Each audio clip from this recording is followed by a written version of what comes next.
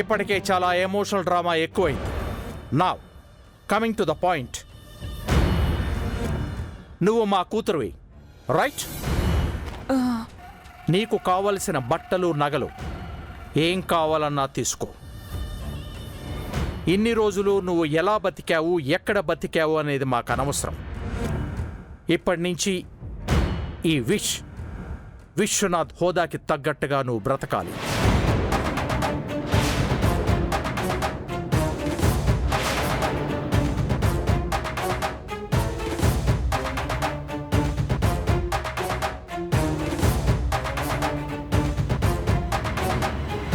అలాగే. సుధా, నువ్వు కోరుకున్నట్లుగానే నీ కూతురుని నీ దగ్గరికి చేర్చాను. ఇక నుంచి నువ్వు నేను చెప్పినట్లుగా వినాలి. నాకిచ్చిన మాటను కాదనకూడదు. ఏ మాట సార్?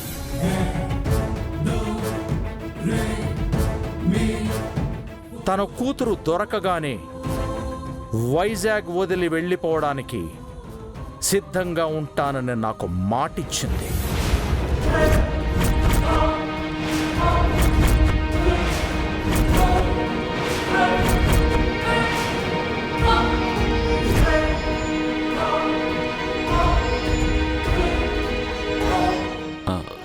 సడన్గా సిటీ చేంజ్ అవ్వడం అంటే ఇబ్బంది కదా sir. I mean academy, selections, moreover జడ్జిగా మీకు కొన్ని రెస్పాన్సిబిలిటీస్ ఉన్నాయి కదా. సో ఇన్ని రెస్పాన్సిబిలిటీస్ పెట్టుకొని షిఫ్ట్ అయిపోతే ఇబ్బందిగా ఉంటుందేమో అని. ఆఫ్ కోర్స్ ఇక్కడ నాకు చాలా కంఫర్టబుల్గా ఉంది.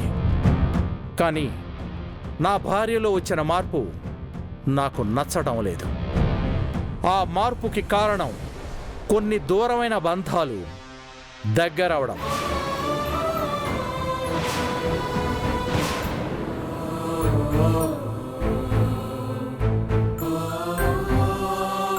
ఆ బంధాలన్నీ దూరం చేస్తే అన్నీ నార్మల్ అవుతాయి.